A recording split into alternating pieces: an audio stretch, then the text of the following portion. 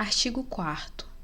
O juiz poderá, a requerimento das partes, conceder o perdão judicial, reduzir em até 2/3 a pena privativa de liberdade ou substituí-la por restritiva de direitos daquele que tenha colaborado efetiva e voluntariamente com a investigação e com o processo criminal, desde que dessa colaboração advenha um ou mais dos seguintes resultados. Inciso 1. A identificação dos demais coautores e partícipes da organização criminosa e das infrações penais por eles praticadas. Inciso 2. A revelação da estrutura hierárquica e da divisão de tarefas da organização criminosa. Inciso 3. A prevenção de infrações penais decorrentes das atividades da organização criminosa. Inciso 4. A recuperação total ou parcial do produto ou do proveito das infrações penais praticadas pela organização criminosa. Inciso 5. A localização de eventual vítima com a sua integridade física preservada. Parágrafo 1º. Em qualquer caso, a concessão do benefício levará em conta a personalidade do colaborador, a natureza, as circunstâncias, a gravidade e a repercussão social do fato criminoso e a eficácia da colaboração. Parágrafo 2º. Considerando a relevância da colaboração prestada, o Ministério Público, a qualquer tempo, e o delegado de polícia, nos autos do inquérito policial, com a manifestação do Ministério Público, poderão requerer ou representar ao juiz pela concessão de perdão judicial ao colaborador, ainda que esse benefício não tenha sido previsto na proposta inicial, aplicando-se no que couber o artigo 28 do Decreto-Lei nº 3.689, de 3 de outubro de 1941, Código de Processo Penal. Parágrafo 3º. O prazo para oferecimento de denúncia ou o processo relativos ao colaborador poderá ser suspenso por até 6 meses, prorrogáveis por igual período, até que sejam cumpridas as medidas de colaboração, suspendendo-se o respectivo prazo prescricional. Parágrafo 4º. Nas mesmas hipóteses do caput deste artigo, o Ministério Público poderá deixar de oferecer denúncia se a proposta de acordo de colaboração referir-se à infração de cuja existência não tenha prévio conhecimento e o colaborador, inciso 1, não for o líder da organização criminosa. Inciso 2, for o primeiro a prestar efetiva colaboração nos termos deste artigo.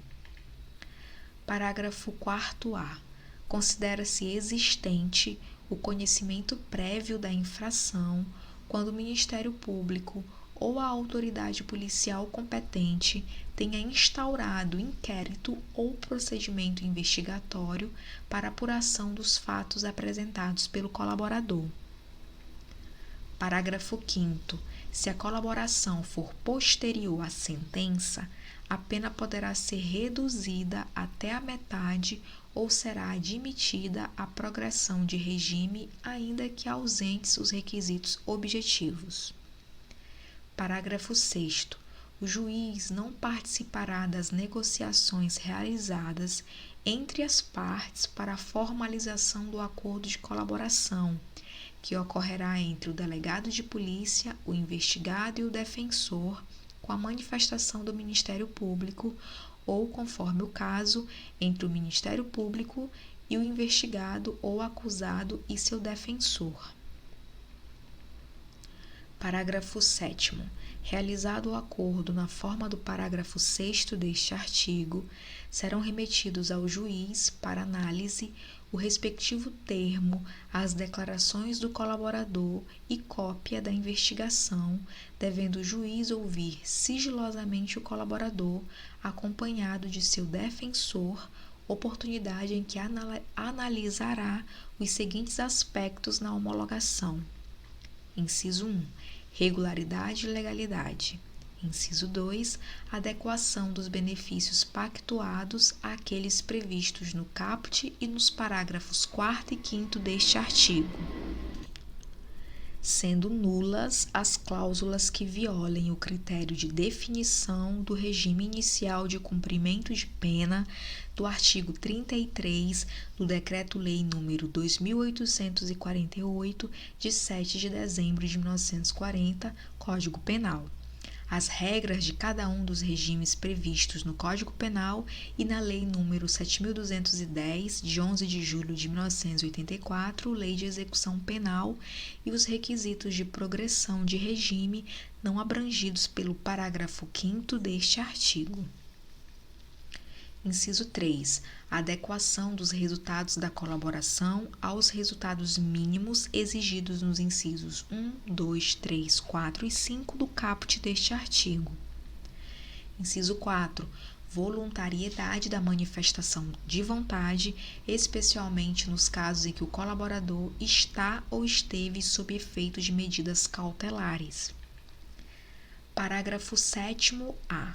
O juiz ou o tribunal deve proceder à análise fundamentada do mérito da denúncia, do perdão judicial e das primeiras etapas de aplicação da pena, nos termos do Decreto-Lei nº 2.848, de 7 de dezembro de 1940, Código Penal, e do Decreto-Lei nº 3.689, de 3 de outubro de 1941, Código de Processo Penal.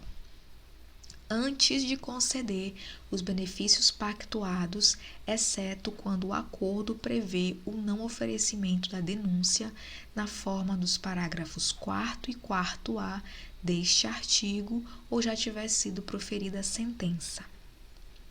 Parágrafo 7º-B. São nulas de pleno direito as previsões de renúncia ao direito de impugnar a decisão homologatória. Parágrafo 8º.